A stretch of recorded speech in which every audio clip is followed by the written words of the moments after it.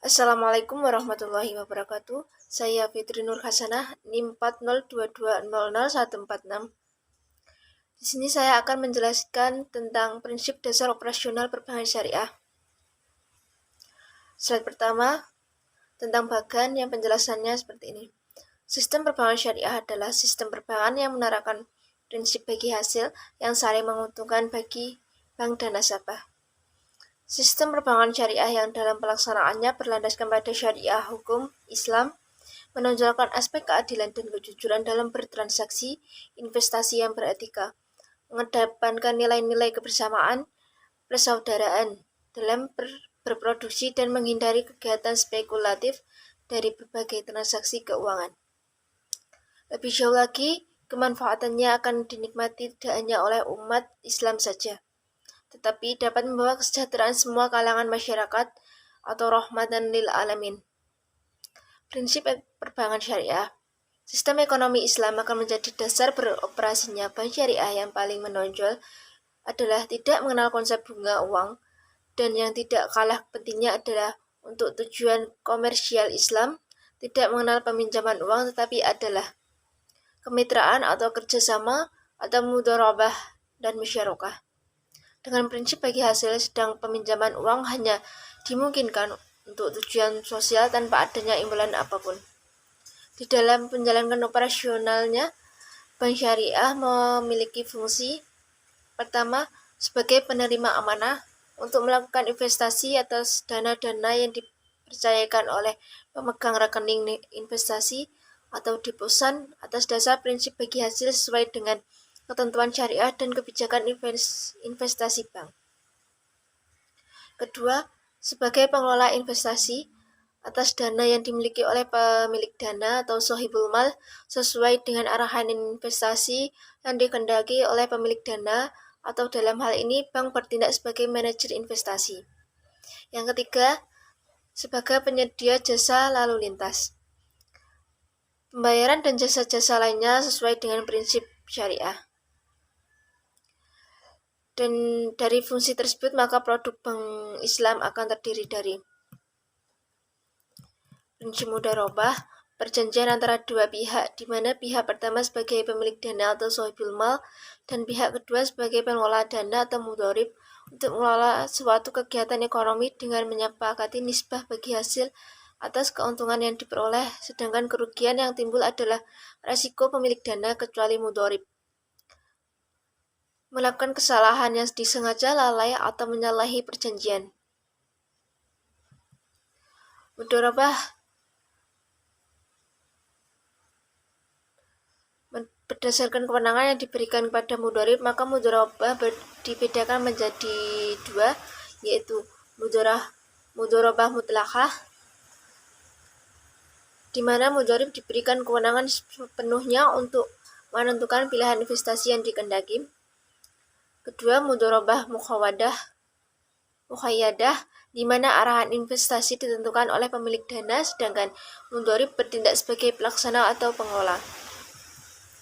Kedua, prinsip musyarakah.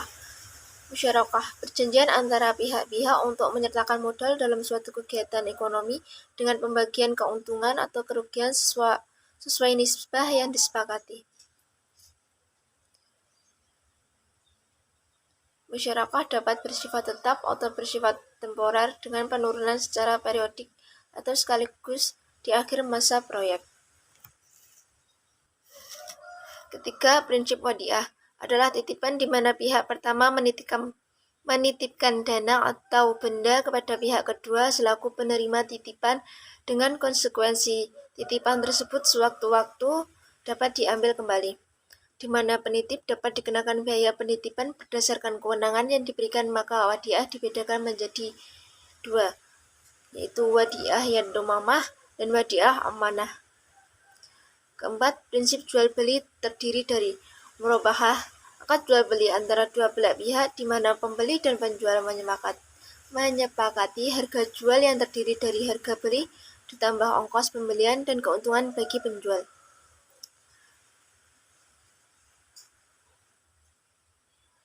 Yang kedua, salam, pembelian barang dengan pembayaran di muka dan barang diserahkan kemudian. Ketiga, istisna, pembelian barang melalui pesanan dan diperlukan proses untuk pembuatannya sesuai dengan pesanan pembeli dan pembayaran dilakukan sesuai dengan kesepakatan. Kelima, jasa-jasa. Ada 4, yaitu ijarah, 2 wakalah, ketiga kafalah, keempat saf. Yang keenam, prinsip kebajikan, yaitu penerimaan dan penyaluran dana kebajikan dalam bentuk zakat, infak, sedekah atau zis dan lainnya, serta penyaluran hardal hasan, yaitu penyaluran dalam bentuk pinjaman untuk tujuan menolong golongan miskin dengan penggunaan produktif tanpa diminta imbalan kecuali pengembalian pokok hutang. Di slide kedua, prinsip syariah dalam operasional perbankan syariah. Tidak mengenal riba atau penambahan pendapatan secara tidak sah, haram, transaksi yang di objeknya dilarang syariah. Ketiga, maisir, transaksi yang tidak pasti dan bersifat untung-untungan. Keempat, zalim, transaksi yang menimbulkan ketidakadilan bagi pihak lain. Kelima, gharar, transaksi yang objeknya tidak jelas. Keenam, ihtikar, praktik penimbunan. Keenam yang sudah saya sebutkan tadi di perbankan syariah tidak diperbolehkan. Dan yang diperbolehkan yang biasanya itu prinsip kemitraan atau ta'awun, prinsip keadilan, saling ridho, prinsip kemanfaatan, kemaslahatan, prinsip keseimbangan, tawazun, dan yang terakhir prinsip keuniversalan, rahmatan lil alamin. Kelima prinsip itu biasanya ada di perbankan syariah. Yang selanjutnya, slide ketiga, slide yang terakhir, tujuan perbankan syariah, bermuamalah secara Islam. Maksudnya adalah hubungan kepentingan antar seorang dengan orang lain. Yang kedua, menciptakan keadilan ekonomi dengan pemerataan pendapatan melalui investasi. Ketiga, meningkatkan kualitas hidup umat dengan membuka peluang usaha yang lebih besar. Keempat, mengentaskan kemiskinan dengan pembinaan pengusaha, produsen, pedagang, perantara, konsumen, dan modal kerja. Kelima, menjaga stabilitas ekonomi atau moneter dengan sistem bagi hasil. Keenam, melepas ketergantungan umat dari bunga bank atau riba. Sekian dari saya, bila ada kurang lebihnya saya mohon maaf. Wassalamualaikum warahmatullahi wabarakatuh.